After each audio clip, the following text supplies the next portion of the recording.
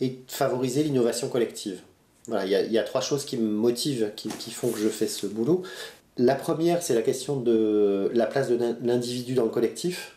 J'ai une impression aujourd'hui que soit on est dans des lieux très individuels, soit dans des lieux très communautaristes. Alors quand je dis communautariste, c'est très large, hein. Enfin, la question de la pensée unique, voilà. Mais pour moi, ce qui m'anime, c'est comment l'individu peut être singulier, voilà, dans un collectif, et comment on peut vraiment prendre sa place, voilà, dans un collectif. Ça, c'est la première chose. La deuxième chose, c'est la question de la créativité et de l'innovation. Alors ça, j'allais dire, voilà, ça a toujours été en moi, et c'est un élément vraiment important qui compte pour moi, cette question d'innovation et de créativité.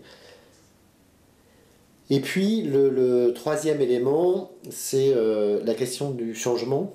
C'est-à-dire que voilà, pour grandir, voilà, on est obligé de changer, et le changement entraîne des deuils à faire, voilà, des résiliences, un travail de résistance aussi au changement. Et pour moi, vraiment, accompagner ce changement est quelque chose de central.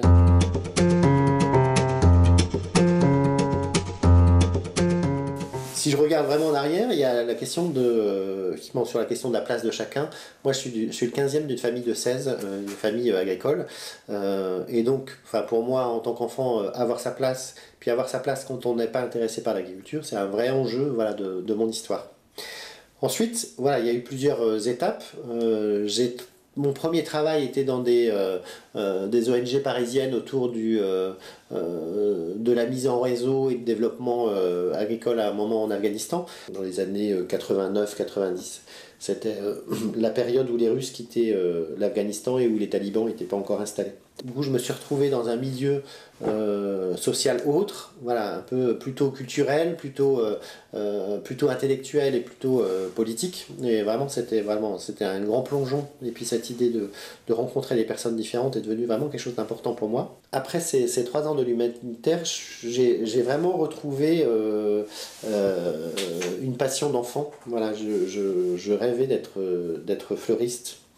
Et voilà, j'avais rencontré en fait une personne qui m'avait, voilà, qui était fleuriste dans mon enfance, et c'était vraiment devenu un rêve. Et donc je me suis installé, voilà, comme créateur floral. Voilà, du coup, tout ce qui touche à l'innovation et à la créativité au centre. Et puis, quand je relis aujourd'hui, je me dis c'est aussi un métier d'accompagnement. Voilà, cette posture de fleuristerie, ce qui m'intéressait, c'était comment traduire, je vais dire, au travers de création, ce que les personnes veulent dire sur le plan émotionnel, voilà, c'est aussi une manière de s'exprimer. Alors très vite, parallèlement à ça, on m'a demandé d'intervenir dans la formation. Je suis intervenu d'abord à l'école de commerce, puis après en faculté, sur des projets autour de la créativité, créativité et innovation. Puis après, petit à petit, ça s'est élargi, au niveau de la formation.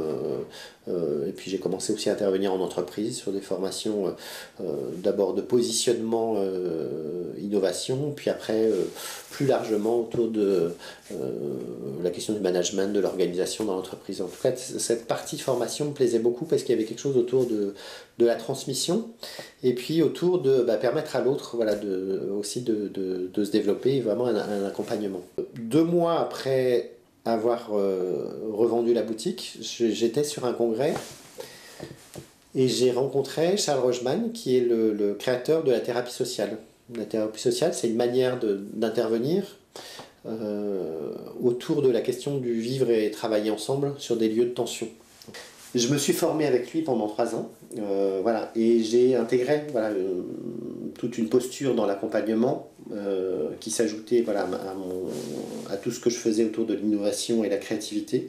Et puis donc voilà, c'est là que j'en suis venu à commencer à intervenir, alors à la fois dans des quartiers sensibles, sur des projets très transversaux autour de comment voilà, l'éducation nationale, la police, les institutions, les habitants peuvent fonctionner et construire ensemble, mais aussi comment les politiques prennent en compte effectivement ce qui se passe sur le terrain et construisent des projets autour de ça. Je travaillais aussi en entreprise, puisque voilà, j'avais l'habitude de travailler en entreprise. Alors je suis pas mal intervenu dans la période 2007-2012 chez Goodyear, notamment à Amiens, sur des problématiques autour des risques psychosociaux, la question de la souffrance au travail, et comment le collectif pouvait être un soutien pour l'individu, effectivement, autour de la problématique de la souffrance au travail.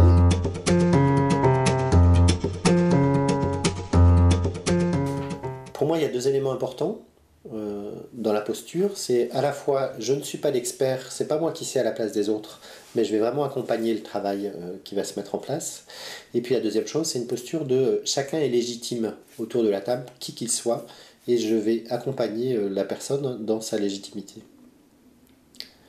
Voilà, je vais avoir une double posture qui est à la fois d'interaction avec le groupe sur le contenu. Voilà, je vais être aussi en difficulté avec le groupe quand il est en difficulté. Et puis j'ai une connaissance des processus. Voilà, je vais m'interroger sur ce qui se passe et interroger le groupe sur ce qui se passe dans les processus pour permettre d'avancer ensemble. Au travers de tout ça, le premier travail, c'est de créer la confiance qui va permettre qu'on parle de tous les sujets qui ne se parlent pas. Tous les sujets qui ne se parlent pas, c'est voilà, j'ai des représentations, j'ai des préjugés sur les uns, sur les autres, et tout le monde en a. Comment on va pouvoir en parler collectivement voilà, tout le monde arrive dans un groupe avec des zones d'ombre, c'est-à-dire que il y a des choses de nous-mêmes dont on pourrait avoir honte, qu'on ne veut pas montrer, ou il y a des éléments chez les autres, voilà, qu'on ne supporte pas parce qu'ils font écho à des parties de nous. Donc ça existe dans tous les groupes. Et puis, voilà, puisqu'on est sur une question de l'innovation collective, un terme que voilà, qui est important pour moi, c'est la question de l'errance. On va chercher ensemble. On sait sait jamais comment ça va se passer, mais on va chercher ensemble.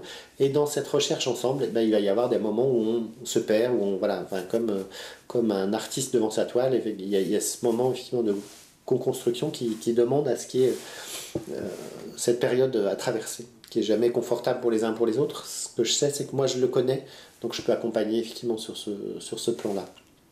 Les questions d'autorité, voilà, vont toujours aussi se poser dans tout groupe. Voilà, qui a l'autorité ou comment je prends l'autorité, voilà, qui la prend pas, voilà, qu'est-ce qui fait que c'est compliqué. Voilà, ça c'est pour la posture dans l'ensemble.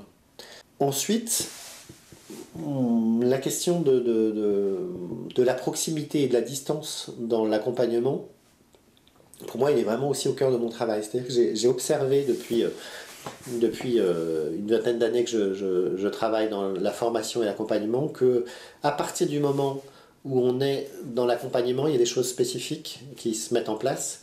Et j'allais dire, si on est loin du terrain, on va dire garder la distance. Voilà, pour être professionnel, il faut garder la distance. Moi, ce que je me rends compte aujourd'hui, c'est que cette distance-là, elle est, voilà, naturellement, elle permet rien. C'est-à-dire qu'aujourd'hui, on est dans un tel besoin que pour que l'accompagnement se mette en place, il faut qu'il y ait suffisamment de proximité, à l'inverse. Voire même de fusion dans le passage de cette proximité. Mais ce qui est important, c'est que en tant que professionnel, je puisse faire ce pas de côté qui me permet vraiment d'être proche de la personne, mais à condition, pour rester professionnel, que j'ai une vision sur ce que je fais et que je puisse avoir de la distance, voilà, et regarder ce que je fais au fur et à mesure. Et ça, pour moi, c'est vraiment cette question de distance et de proximité, elle est vraiment au centre de toutes les problématiques autour de l'accompagnement. Et voilà, pour moi-même, effectivement, dans l'accompagnement d'un groupe, cette question-là va se poser aussi en filigrane dans tout accompagnement. En conclusion, je dirais que moi, ce qui me touche et ce qui me passionne dans mon travail, c'est de voir comment, parfois en très peu de temps, moi je me rends compte que dans des lieux de crise avancés, les personnes sont vraiment prêtes à certains moments au changement, et comment en quelques jours, des personnes passent d'une passivité, d'une posture de victimisation à quelque chose d'engagé. Voilà. Alors après, il faut que ça s'installe dans la durée, hein, c'est pas si simple, mais se rendre compte qu'il y a des possibles, voilà, qu'il y a de l'espérance possible. Et pour moi, ça c'est vraiment ce qui me passionne dans mon travail, de voir que c'est possible. Voilà.